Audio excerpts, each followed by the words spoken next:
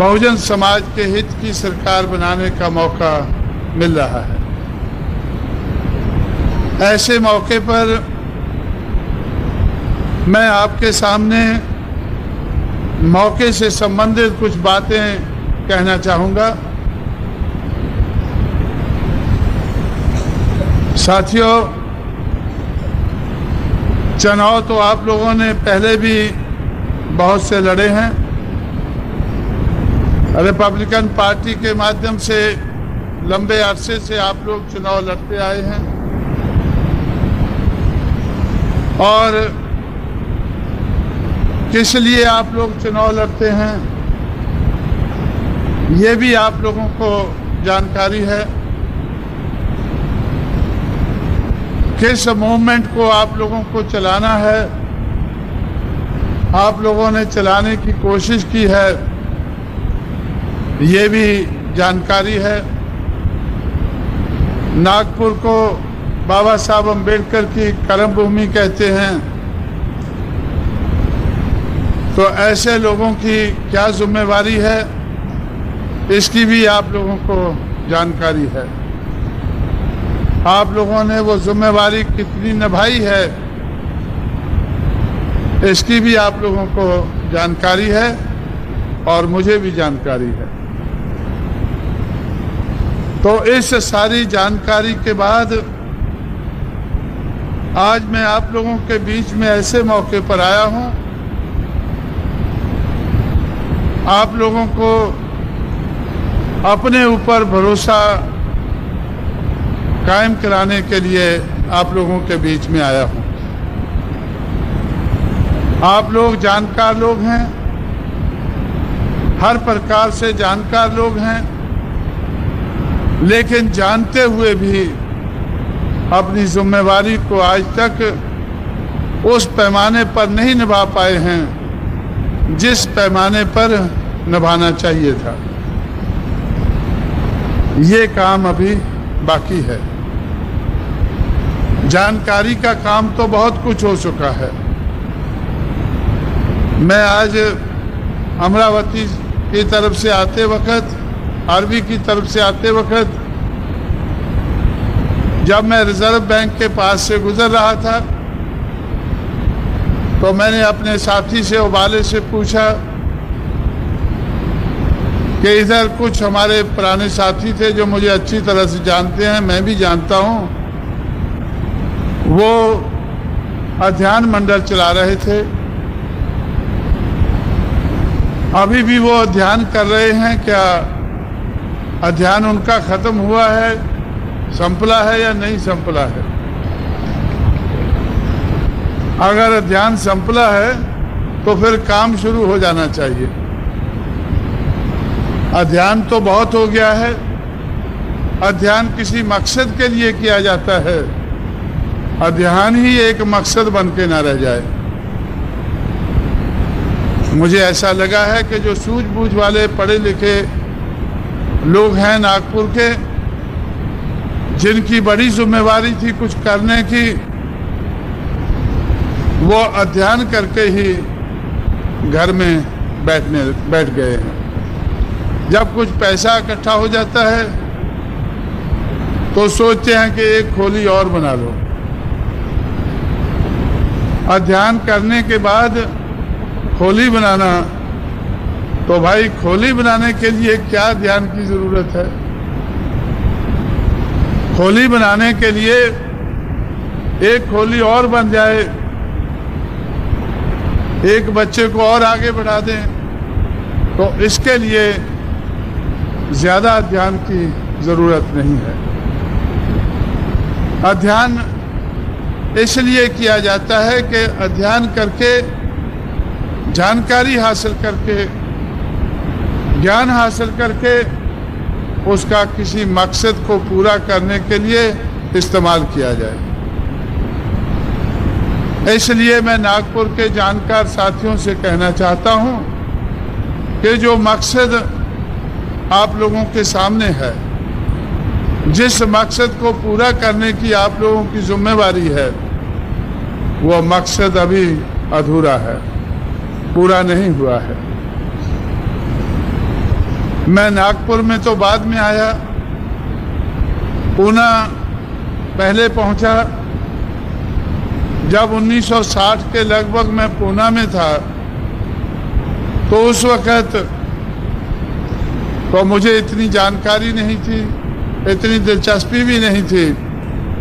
लेकिन 1964-65 में जब दिलचस्पी हुई, मैं अपने लोगों की मीटिंगों में जाने लगा, तो उस वक़्त के नेता कहा करते थे कि बाबा साहब अम्बेडकर ने हमें कहा था कि जाओ अपनी दीवारों पर लिख लो कि हमें इस देश की शासित कर्ता जमात बनना है। जाओ अपनी दीवारों पर लिख लो, हमें इस देश की शासित कर्ता जमात बनना है। मुझे बहुत अच्छा लगता था। मैं सोचता था कि ये बहुत अच्छी बात कही है, अब इसको पूरा करना है। जो लोग कहते थे कि बाबा साहब ने ऐसा कहा है, वो तो भूल भी गए हैं। जब मैं उनको याद कराता हूँ तो गांधी जी के खादी के कपड़े उनको परेशान करते हैं। दादा साहब रूपते एक नेता थे, आप लोगों ने नाम सुना होगा। वो इस बात को बहुत कहा करते थे। जब वो खादी पहनकर एमएलसी बने, फिर मिनिस्टर बने, तो मैंने उनसे कहा कि जब मेरी आपसे पहले मैंने आपका भाषण सुना था, मुझे आपकी ये बात बहुत पसंद आती थी कि हमें इस देश की शासित कर्ता जमात बनना है। लेकिन उस दिशा में तो आप लोग बढ़ते नजर नहीं आ रहे हैं। उस दिशा में आप बढ़ते नजर नहीं आ रहे हैं। आप तो कांग्रेस के पीछे खड़े हो गए हैं, कांग्रेस के पिछलग्गू बन गए हैं। और मैं समझता हूं, और मेरे से ज्यादा आप समझते होंगे, कि कांग्रेस पार्टी ब्राह्मणवाद की ए टीम है। ब्राह्मणवाद को इस देश में टिकाए रखने का काम जितना कांग्रेस ने किया है, उतना किसी दूसरी पार्टी ने नहीं किया है। बीजेपी के लिए तो अभी करना बाकी है। कांग्रेस ने गांधी जी की देखरेख में ब्राह्मणवाद को टिकाए रखने के लिए जितना बड़ा काम किया है, वो उसका ज्ञान मुझे annihilation of caste, what Congress and Gandhi has done to the untouchables of India, ये 2 किताबें पढ़ने से, 2 किताबों का थोड़ा सा ध्यान करने से मुझे बड़े पैमाने पर इस बात का एहसास हुआ कि कांग्रेस ब्राह्मणवाद की ए टीम है, Bharatiya Janata party B team है। भारतीय जनता पार्टी को कांग्रेस के मुकाबले का ब्राह्मणवाद को टिकाए रखने का काम करने की अभी बहुत जरूरत है। आज तक जो ब्राह्मणवाद को टिकाया है, गैर बराबरी को इस देश में टिकाया है, तो उसमें कांग्रेस का बहुत बड़ा हाथ रहा है।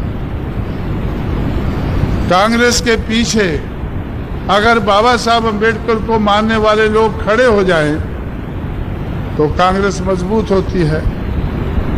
कांग्रेस के पीछे ये क्यों खड़े होते हैं कि कांग्रेस एक मजबूत पार्टी है। रिपब्लिकन पार्टी, बाबा साहब की पार्टी कमजोर पार्टी थी। कमजोर पार्टी को छोड़कर कांग्रेस के पीछे खड़े हो गए, कांग्रेस और मजबूत हो गई। मेरा ये पहले से विश्वास था। मैं आपके पास इस मौके पर आया हूं, इस विश्वास के साथ आया हूं कि आज आप लोग मेरी बात को मानने लगेंगे। लेकिन मैं बात वही पुरानी कहता हूं। बहुत पहले से मैं कह रहा था कि बहुजन समाज ही इस देश में एक शक्ति है। अगर बहुजन समाज कांग्रेस के पीछे खड़ा हो जाए तो कांग्रेस की शक्ति बनती है और उस शक्ति का इस्तेमाल करके उसकी सरकार बनती है। अगर किसी और पार्टी के पीछे हम लोग खड़े हो जाएं तो उसकी शक्ति बनती है, उसकी सरकार बनती है। लेकिन अगर हम लोग इनके पीछे से हट जाएं, कांग्रेस के पीछे से हट जाएं, अपने पैरों पर खड़े हो जाएं, जितना हम उसके पीछे से हटेंगे उतनी वो पार्टी कमजोर होगी। कांग्रेस पार्टी को कमजोर करना अंबेडकरवादी लोगों का काम होना चाहिए था। वो कैसे कर सकते थे कि अपने लोगों को कांग्रेस के पीछे से हटाते, कांग्रेस कमजोर होती। लेकिन अंबेडकरवाद को चलाने की जिन लोगों की जिम्मेवारी थी, वो लोग दूसरों को कांग्रेस के पीछे से हटाने की बजाय खुद कांग्रेस के पीछे जाकर खड़े हो गए। अपना लालच, अपना स्वार्थ पूरा करने के लिए वो लोग कांग्रेस के पीछे खड़े हो गए। उस वक्त मुझे थोड़ी थोड़ी जानकारी हो रही थी। मैं उनसे पूछ रहा था कि भाई, जो काम आप कर रहे थे, मैं तो समझता हूँ अच्छा कर रहे थे। जो काम आप रिपब्लिकन पार्टी को चलाने का कर रहे थे, अच्छा कर रहे थे, यह अच्छा काम छोड़कर यह बुरा काम क्यों कर दिया है? वो कहने लगे कि हमें काम तो अच्छा है, नाम भी अच्छा है, सब कुछ है, लेकिन बाबा साहब का नाम लेकर हम एमएलए एमपी नहीं बन सकते हैं।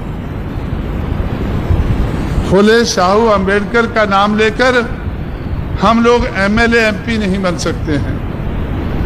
एमएलए एमपी हम नहीं बनते हैं तो हमारा समाज भी हमारी कदर नहीं करता है। मेरा ये विश्वास था कि हमारा समाज अगर हमारी कदर नहीं करता है तो हमें समाज को बदलना होगा। समाज की जो थिंकिंग है उसको बदलना होगा। कौन बदलेगा? अगर हम खुद ही जाकर कांग्रेस के पीछे, ब्राह्मणवादी पार्टियों के पीछे खड़े हो जाएं तो वो पार्टियां और शक्तिशाली बन जाएगी। तो ये सारी बातें मैं महाराष्ट्र में सोचकर समझकर अपने साथियों से बातचीत करने के बाद तो फिर मैं उत्तर भारत की तरफ गया और उत्तर भारत में मैंने लोगों से कहा,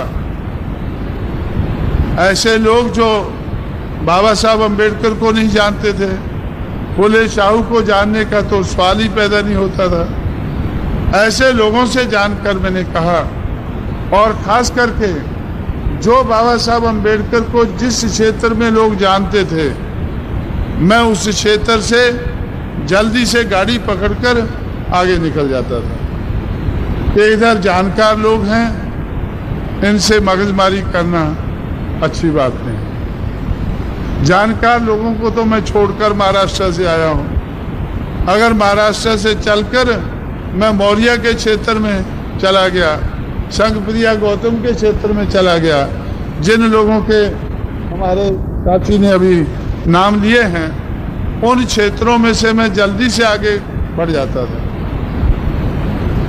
लेकिन जिस जगह कोई बाबा साहब को जानता नहीं था, उसको जाकर मैं बताता था कि एक बाबा साहब हुए हैं, उन्होंने इस देश में सामाजिक परिवर्तन लाने के लिए संघर्ष किया है। ये संघर्ष की कहानी है। एक फुले साहब हुए हैं, उन्होंने ऐसा किया है। तो लोग सोचते थे कहानी तो अच्छी है भाई। मैं उनको कहता था कि ये अधूरी है, कहानी तो अच्छी है लेकिन अधूरी है, इसको पूरा करना है। अब पूरा कौन करेगा? फुले, शाहू, अंबेडकर तीनों जिंदा नहीं है। ये काम तो हम लोगों को करना होगा। तो हम लोग वो पूछते थे कि कैसे करेंगे? भाई, हम अपने दुश्मन के पीछे खड़े हैं। जब हम दुश्मन के पिछलग्गू बन जाते हैं तो दुश्मन मजबूत होता है। आओ हम इसके पीछे से हटें, हम कांग्रेस के पीछे से हटें, अपने पैरों पर खड़े हों। काम मुश्किल है, ये मुश्किल काम करना होगा। जब तक होता नहीं है तब तक सब्र रखना होगा। ये मुश्किल काम करना होगा और जब तक होता नहीं है तब तक सब्र रखना होगा। आप लोगों को शायद आप लोग तो जानकार हैं, मेरे बारे में भी जानकारी है। आप लोगों को, बहुत से लोगों को जानकारी होगी कि जब मैंने पार्टी बनाई तो मैंने 233 कैंडिडेट उत्तर प्रदेश में खड़े किए। हर कैंडिडेट को मैंने बुलाकर, एक जगह बुलाकर उनसे कहा कि आप लोगों को मैंने टिकट तो दे दिया है, टिकट तो मैंने लखनऊ का दिया है, लेकिन आप लोगों में से कोई लखनऊ पहुंचने वाला नहीं है। लखनऊ उत्तर प्रदेश की राजधानी है, टिकट लखनऊ का दिया है, लेकिन कोई लखनऊ पहुंचने वाला नहीं है। और हमारा मैनिफेस्टो है कि हम टिकट बनाना सीखेंगे। एक लाइन का मैनिफेस्टो है कि हम दूसरों से टिकट पर नहीं खड़ेंगे, अपने पैरों पर खड़ा होकर अपना टिकट बनाकर हम अपने टिकट से असेंबली में, पार्लियामेंट में पहुंचने की कोशिश करेंगे। ये टिकट जो मैं आपको दे रहा हूं, ये प्लेटफॉर्म टिकट है। प्लेटफॉर्म तक आप लोग पहुंच जाएंगे, गाड़ी दूसरा चढ़ जाएगा। ये लखनऊ का टिकट है, लेकिन आप लोग प्लेटफॉर्म से आगे नहीं बढ़ पाएंगे। ये बात मैंने उनसे क्यों कही? इसलिए कि हमें ये मुश्किल काम करना है और जब तक होता नहीं है तब तक सब्र रखना है। अगर महाराष्ट्र के नेताओं की तरह से अगर आप लोगों ने सोचा कि अभी क्या करें, अंबेडकर बात अच्छी चीज़ है, लेकिन एमएलए एमपी नहीं बन रहे। भाई एमएलए एमपी बनना बात की बात है, आप नहीं बनेंगे, आपके आने वाली पीढ़ी बनेगी। लेकिन इस काम को, इस बात को आगे बढ़ाना जरूरी है। जब तक नहीं बढ़ता है तब तक सब्र रखना है। 10 साल पहले हम लोगों ने ये काम किया, लोगों ने मेरी बात को मानकर अपने पैरों पर खड़े होकर अपनी शक्ति बनाना शुरू किया। लोग कहाँ से आए? अगर हमारे साथी जो उम्मीदवार हैं, अगर ये कांग्रेस से आए हैं, तो जितने लोग मैंने इकट्ठे किए हैं वो उसमें से 90% लोग कांग्रेस से आए थे। मैं तो उनको कहता था कि कांग्रेस के पीछे से हटो, अपने पैरों पर खड़े हो जाओ। जैसे लोग मेरी बात मानते गए, तो जब कांग्रेस के पीछे से हटते गए, कांग्रेस कमजोर होती गई। अपने पैरों पर खड़े होते गए तो बहुजन समाज की शक्ति बनती गई। आज 10 साल के बाद ये काम हम लोगों ने 10 साल पहले शुरू किया। बाबा साहब आपको हम छोड़कर 1956 में गए। 1956 से किया होता तो आज तक तो कहीं का कहीं होता। लेकिन हम लोग, मैंने 10 साल लोगों को सब्र रखने को बोला, ये काम को करने को बोला, तो 10 साल में हम कहाँ चले गए?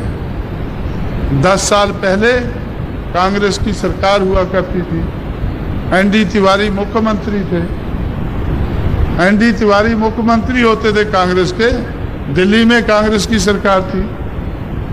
10 साल पहले दिल्ली में कांग्रेस की सरकार थी, राजीव गांधी प्रधानमंत्री थे, एनडी तिवारी मुख्यमंत्री थे।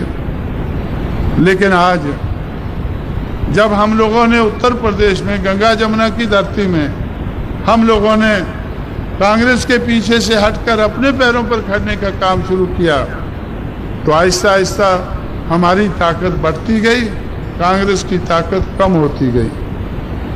आप लोग कांग्रेस से बहुत घबराते हैं कि बहुत शक्तिशाली है, लेकिन मैं आपको बताना चाहता हूं कि 10 साल पहले जब मैंने ये काम उत्तर भारत में शुरू किया या उत्तर प्रदेश में शुरू किया, तो कांग्रेस बहुत ज़्यादा शक्तिशाली पार्टी थी। 85 मेंबर पार्लियामेंट में से 83 मेंबर पार्लियामेंट कांग्रेस पार्टी के थे और 425 एमएलए में से लगभग 328 एमएलए कांग्रेस पार्टी के थे। इतनी शक्तिशाली पार्टी उत्तर प्रदेश में कांग्रेस थी। उस बहुत ज़्यादा शक्तिशाली कांग्रेस पार्टी को आज हम लोगों ने मिट्टी में मिला दिया है। 10 साल पहले उनके 328 के लगभग एमएलए थे, आज उनके 28 एमएलए हैं। 300 चले गए हैं। कहाँ चले गए हैं? बहुजन समाज के पास चले गए हैं। 10 साल पहले कांग्रेस के 328 के लगभग एमएलए थे, हमारा कोई नहीं था। जिनको मैंने टिकट दिया था पहले ही कह दिया था कि लखनऊ कोई नहीं पहुंचेगा, ये प्लेटफॉर्म तक जा सकते हैं। तो उन लोगों ने सब्र किया, कांग्रेस के पीछे से हटते गए, अपने पैरों पर खड़ते गए, और आज कांग्रेस के 328 से घटकर 5 साल के बाद 96 हुए, फिर 46 हो गए, फिर ये जो पिछला चुनाव हुआ है उसमें 28 रह गए हैं। आज अगर चुनाव होता है तो ज़्यादा से ज़्यादा 8 रह जाएंगे। तो इतनी बड़ी शक्तिशाली कांग्रेस पार्टी बहुजन समाज के लोगों ने अपने पैरों पर खड़े होकर वो एक सबसे कमज़ोर पार्टी बनाकर रख दिया, खड़ी कर दी है। ऐसा क्यों हुआ है कि बहुजन समाज ब्राह्मणवादी पार्टियों के पीछे से हटकर अपने पैरों पर खड़ा हुआ है। जिन पार्टियों के पीछे से हटे हैं वो कमज़ोर हो गई हैं और अपने पैरों पर खड़े होकर बहुजन समाज की शक्ति बन गई है। उस शक्ति का सहारा लेकर बहुजन समाज पार्टी का मुख्य लक्ष्य है सामाजिक परिवर्तन, बहुजन समाज की आर्थिक मुक्ति। ये तो बहुत बड़ा काम है। आज भी मैं अपने लोगों से कहता हूँ, अपने साथियों से कहता हूँ, इसके लिए तो लंबा संघर्ष करना होगा और करेंगे, सब्र के साथ करेंगे, आने वाली पीढ़ियों को भी तैयार करके जाएंगे। ये काम तो हमें लंबे अरसे तक करना होगा, इसको ज़्यादा समय लगता है, लेकिन राजनीतिक परिवर्तन, सामाजिक परिवर्तन, आर्थिक परिवर्तन को ज़्यादा समय लगता है। लेकिन मेरा ये तजर्बा है कि राजनीतिक परिवर्तन बहुत जल्दी हो जाता है। 10 साल में हो गया है। 10 साल पहले हम लोग ने पार्टी बनाना शुरू किया। एनडी तिवारी मुख्यमंत्री थे, कांग्रेस पार्टी की सरकार थी, और बहुजन समाज के लोग, बहुजन समाज के हर अंग के लोग, चाहे शेड्यूल कास्ट हैं, ट्राइब हैं, बैकवर्ड हैं, माइनॉरिटीज़ के लोग हैं, तो कांग्रेस की सरकार होती थी और सरकार के दरवाजे पर ये लोग धरना लगा कर बैठते थे। अपनी मांगें लेकर सरकार के दरवाजे पर धरना लगा कर बैठते थे। 10 साल के बाद आज जब मैं आप लोगों के बीच में बोल रहा हूँ, आज बहुजन समाज की सरकार है और कांग्रेस पार्टी एनडी तिवारी की देखरेख में धरना लगाकर बैठी है। उत्तर प्रदेश में लखनऊ उत्तर प्रदेश की राजधानी है, जहाँ से सरकार चलती है, तो बहुजन समाज सरकार चला रहा है और कांग्रेस पार्टी, जिसको आप शक्तिशाली पार्टी कहते हैं, बाबा साहब के मिशन को छोड़कर आप लोग कांग्रेस के पीछे खड़े हो गए, उसकी शक्ति को और बढ़ा दिया, इतना बढ़ा दिया कि उन्होंने आपको बेवकूफ़ बनाते गए। उन्होंने रेजोल्यूशन पास किया कि अम्बेडकर यूनिवर्सिटी मराठवाड़ा यूनिवर्सिटी के साथ नाम जोड़ देंगे। 16 साल तक बाबा साहब अम्बेडकर को बेइज्जत होना पड़ा।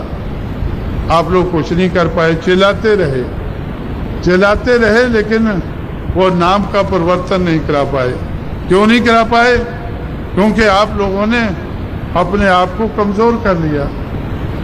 आप लोग तो कांग्रेस के पीछे खड़े हो गए, तो कांग्रेस वालों ने सोचा कि अब इनको क्या देना लेना हुआ, इनकी तो कोई शक्ति नहीं है, ये तो हमारी शक्ति को बढ़ाने वाले लोग हैं, हमारे पीछे खड़े हो गए हैं। अंबेडकर को मानने वाले लोग, अंबेडकर को हार पहनाने वाले लोग, अंबेडकर को मोमबत्ती दिखाने वाले लोग, ये तो हमारे पीछे खड़े हो गए हैं। अब इनको क्या देना लेना है? उन्होंने रेजोल्यूशन पास करने के बाद भी अंबेडकर यूनिवर्सिटी आप लोगों को नहीं दी। लेकिन उत्तर प्रदेश में हम लोग उनके पीछे से हटते गए। वो कोशिश करते गए भाई ना हटो। वो कोशिश करते गए कि ना हटो। बाबा साहब अम्बेडकर को मानने वाले लोगों को वो कहते गए ना हटो। तो उन्होंने कहा कि भाई आप लोग, आपकी सरकार अच्छी नहीं है, बाबा साहब यूनिवर्सिटी का नाम आप नहीं दे रहे, उधर रेजोल्यूशन पास किया महाराष्ट्र में नहीं दे रहे हैं। वो कहने लगे हमारे पीछे से ना हटो। 542 एकड़ जगह लेकर लखनऊ में कांग्रेस पार्टी ने, कांग्रेस की सरकार ने बाबा साहब अम्बेडकर के नाम पर यूनिवर्सिटी बना दी। किस लिए बना दी? कि बाबा साहब को मानने वाले लोग वो उनके पीछे से हट रहे थे। उनके पीछे से हटते थे तो कांग्रेस कमजोर होती थी। भाई कांग्रेस को कमजोर मत करो, हम आपको यूनिवर्सिटी देते हैं।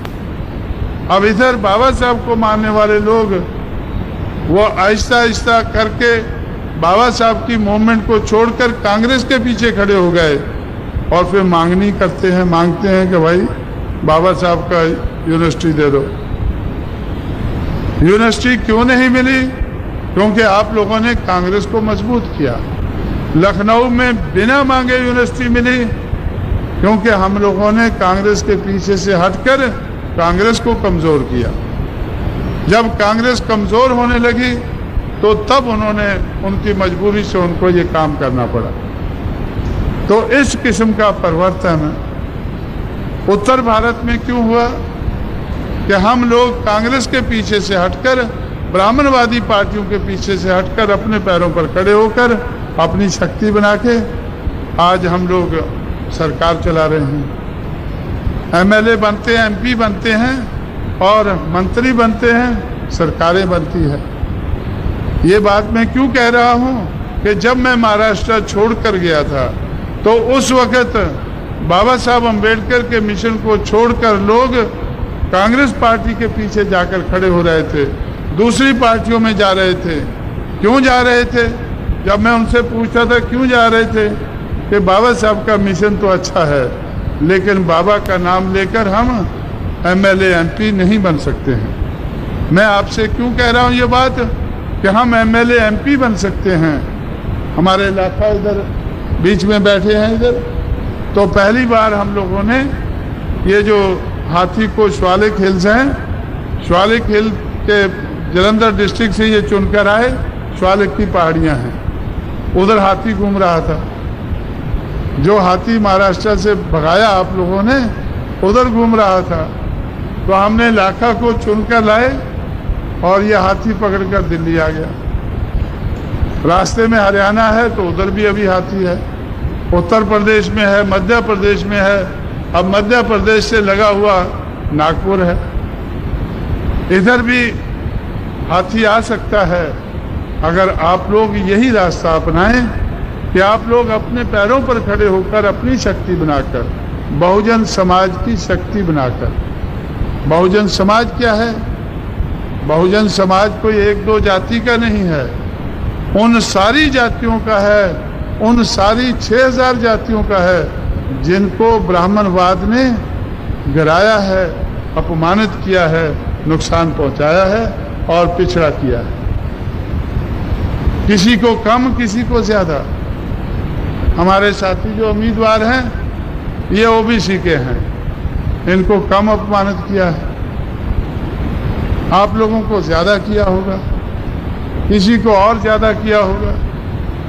जो लोग जाति के आधार पर अपमानित किए गए लोग हैं, जिनको महात्मा फुले शूद्र और अति शूद्र कहते थे, तो उन लोगों को हमने इकट्ठा किया है और इकट्ठा करके जब गिनती की है तो हमें 100 में से 85 नजर आते हैं। परिवर्तन चाहते थे, उसके लिए उन्होंने संघर्ष किया और बहुत बड़े पैमाने पर परिवर्तित समाज व्यवस्था को किया, लेकिन वो परिवर्तन पूरा नहीं हुआ है, अधूरा रह गया है। उसको पूरा करना हम लोगों का काम है। एक दो जातियों को लेकर हम ये परिवर्तन नहीं कर सकते हैं, तो ये काम कौन करेगा? जिनकी जरूरत है, जिनको परिवर्तन की जरूरत है। जरूरत किनको है? जिनको ब्राह्मणवाद ने गिराया है, पिछाड़ा है, अपमानित किया है। ऐसे सारे लोगों को मिलकर ये परिवर्तन करना होगा। ये मैं क्यों कहता हूँ कि परिवर्तन का काम आसान हो जाता है, इकट्ठे होकर मिलजुल कर ये परिवर्तन का काम आसान हो जाता है। आज उत्तर प्रदेश में हमारी सरकार है, उत्तर प्रदेश में हमारी सरकार है।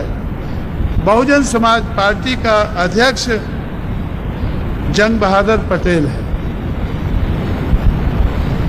आज उत्तर प्रदेश का बहुजन समाज पार्टी का अध्यक्ष जंग बहादुर पटेल है, वो कुणबी कम्युनिटी से है। असेंबली में हमारा नेता वर्मा है, वो भी कुणबी कम्युनिटी से है।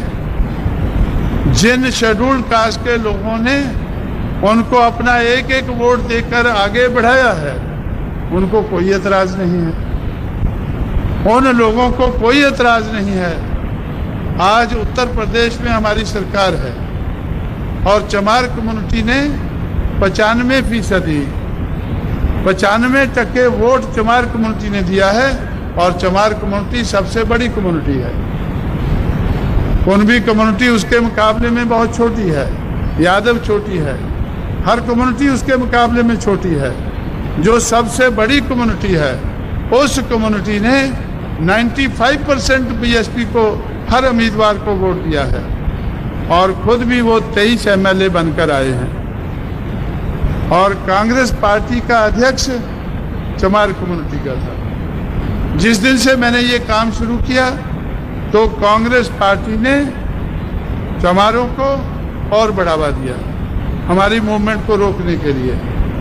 अंबेडकर यूनिवर्सिटी बनाई और ये मार्च 1985 से कांग्रेस का प्रेसिडेंट राजेंद्र कुमारी वाजपेयी एक ब्राह्मण औरत को हटाकर तो उन्होंने एक चमार को बना दिया। 11 साल तक वो अध्यक्ष रहा। उत्तर प्रदेश कांग्रेस कमेटी का अध्यक्ष 11 साल तक उन्होंने चमार को रखा। किस लिए रखा? कि भाई चमार लोग हमारे पीछे से हटना नहीं चाहिए। ये तो बहुत ज़्यादा संख्या है इनकी, अगर ये हट गए तो हम कमज़ोर हो जाएंगे। लेकिन चमारों ने उनकी बात को नहीं माना। बाबा साहब अम्बेडकर का, फुले का, शाहू की विचारधारा को अपनाकर अपने पैरों पर खड़े होते गए और जिस चमार को उन्होंने अध्यक्ष बनाया और 11 साल तक रखा, 93 में चुनाव हुआ तो बहुजन समाज पार्टी के एक चमार कैंडिडेट ने उसको 45,000 वोट के मार्जिन से हराया। कांग्रेस का अध्यक्ष जिसको हवा समझते हैं कि भाई कांग्रेस के पीछे चलो इसी की सरकार बनेगी, भाई उसके पीछे जाओगे तो जरूर बनेगी, लेकिन उसके पीछे से हट जाओगे तो कभी नहीं बनेगी। जैसे आज उत्तर प्रदेश में हम दावे से कह सकते हैं कि कांग्रेस की सरकार कभी नहीं बनेगी। आज हम दावे से कह सकते हैं कि कभी नहीं बनेगी। क्यों नहीं बनेगी? कि हम अपने लोगों को उनके पीछे जाकर पिछलग्गू बनने नहीं देंगे। हम अपने लोगों को अपने पैरों पर खड़ा करके तो अपनी सरकारें बनाएंगे, उनकी क्यों बनाएंगे भाई?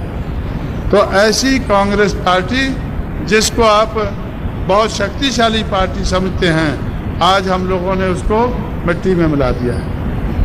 आप भी अगर बाबा साहब अम्बेडकर, फुले और शाहू, इनकी विचारधारा जो देश में परिवर्तन लाने के लिए विचारधारा है, उसको अपनाकर अगर आप लोग अपने पैरों पर खड़े होंगे, ब्राह्मणवादी पार्टियों के पीछे से हटेंगे, तो मैं आपको कहता हूं कि आपका काम उत्तर प्रदेश से ज़्यादा आसान है।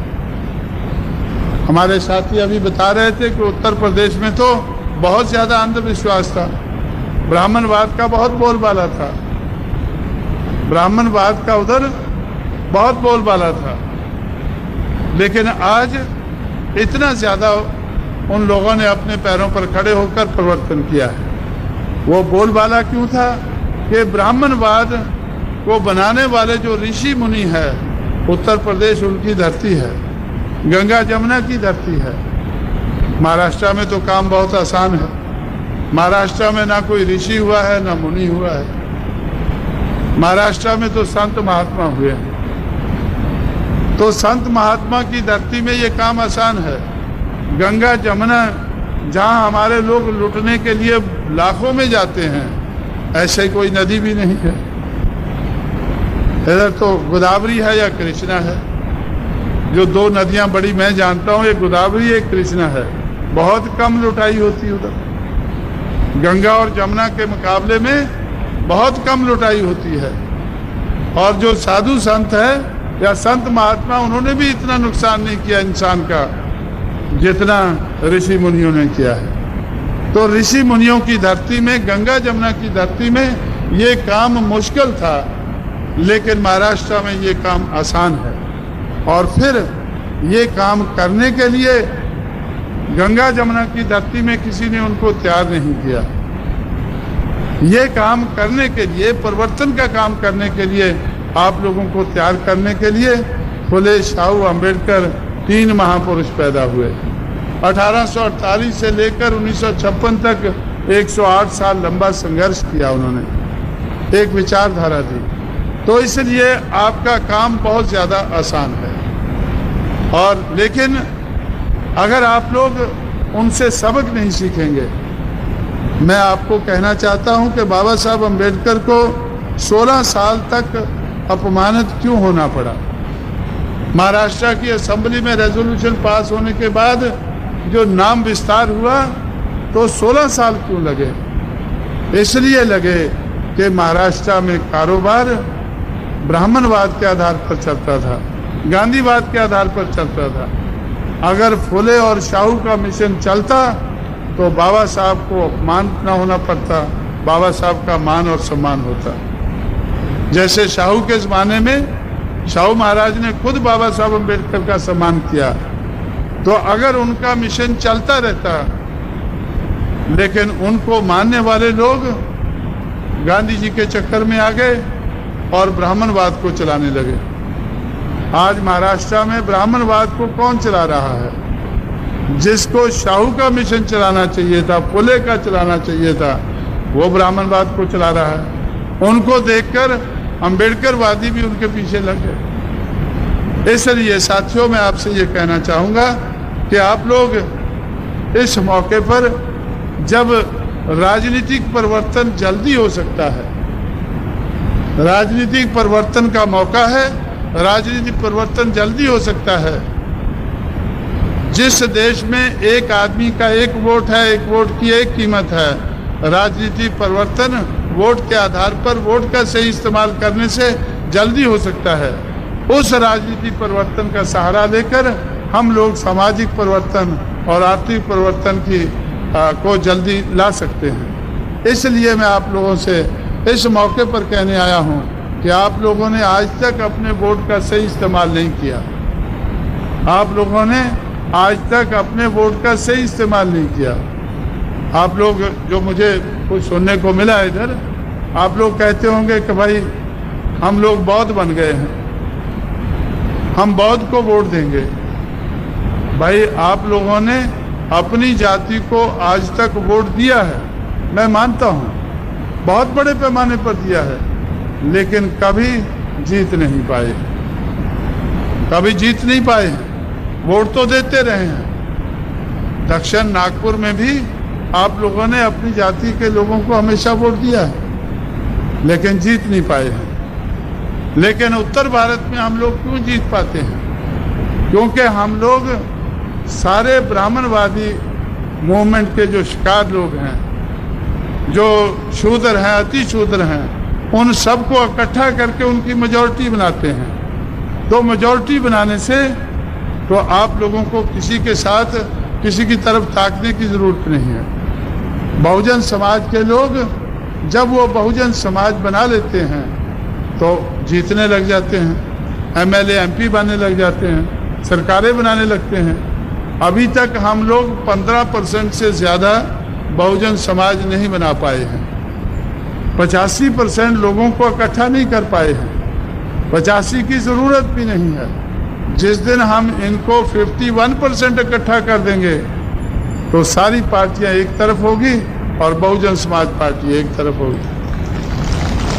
मैं आपसे आज कहना चाहता हूं आप लोग मेरी बात को याद रखें, चंद सालों में आप देखेंगे कि Congress, BJP, Janata Dal, CPI, CPM और दूसरी ब्राह्मणवादी पार्टियां 5 साल के अंदर अंदर वो एक हो जाएंगी। इसलिए एक हो जाएंगी बहुजन समाज पार्टी का मुकाबला करने के लिए। लेकिन फिर भी वो लोग हमारा मुकाबला नहीं कर पाएंगे।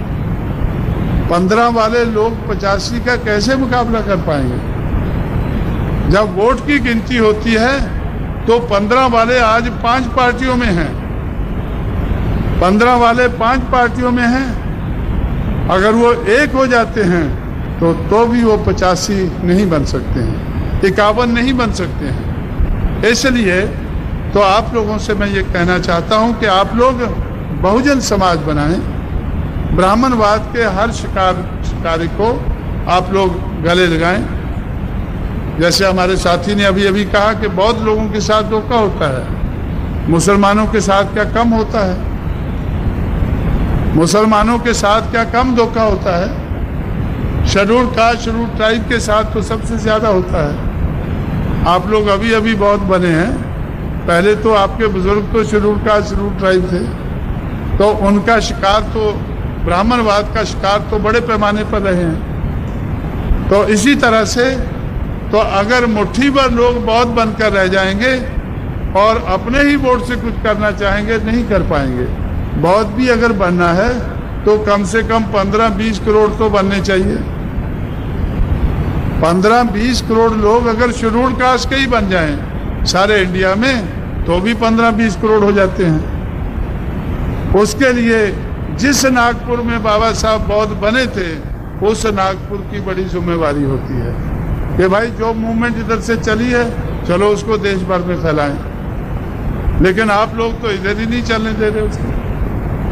तो इसलिए आप लोगों को अपनी जिम्मेवारी को समझना होगा, अपनी कमजोरी को समझना होगा। कमजोरी को दूर करके हम कैसे शक्ति बना सकते हैं उसको समझना होगा। इसलिए आज जो हम लोगों ने टिकट दिए हैं उसमें बौद्ध भी हैं, कुनबी भी हैं और सेंट्रल नागपुर से हलवा कोष्ठी है। तो भाई क्या बुरा है, हलवा कोष्ठी भी दुखी है, कुनबी भी वैसे ही है। कम दुखी होंगे, ये मैं मानता हूँ कि कम दुखी होंगे, और किसी जगह वो दूसरों को दुखी करते होंगे, ये भी मैं मानने के लिए तैयार हूँ।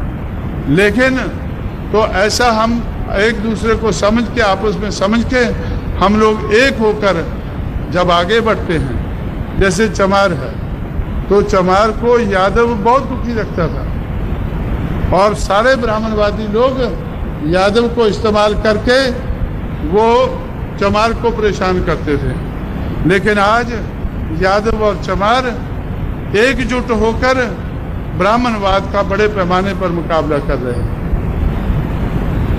इसलिए साथियों, में 10 बजने को आए हैं। मैंने काफ़ी लंबी बात आप लोगों से की है और पुराना रेफरेंस भी आपको दिया है कि बहुत पहले से मैं आपको जानता हूँ, आप मुझे जानते हैं और जानकार लोग हैं आप, और आप लोग जानकार लोगों की जिम्मेवारी है। जिम्मेवारी निभाने के लिए आप लोग अपने पैरों पर खड़े होकर, और चुनाव का मौका है, इस चुनाव के मौके पर आप लोग अपना वोट जो आप लोगों ने आज तक सही इस्तेमाल नहीं किया है, इस मौके पर सही इस्तेमाल करेंगे और हाथी के निशान पर मोहर लगाकर ज़्यादा से ज़्यादा मतों से अपने उम्मीदवारों को पूरे महाराष्ट्र में जिताएंगे, पूरे विदर्भ में जिताएंगे। आपका ये दक्षिण नागपुर का क्षेत्र है, दक्षिण नागपुर में तो बहुत बड़े पैमाने पर जिताएंगे। ऐसा मैं आपसे अपील करते हुए, सहयोग की आशा रखते हुए मैं आपसे विदा लेता हूँ। जय भीम, जय भारत।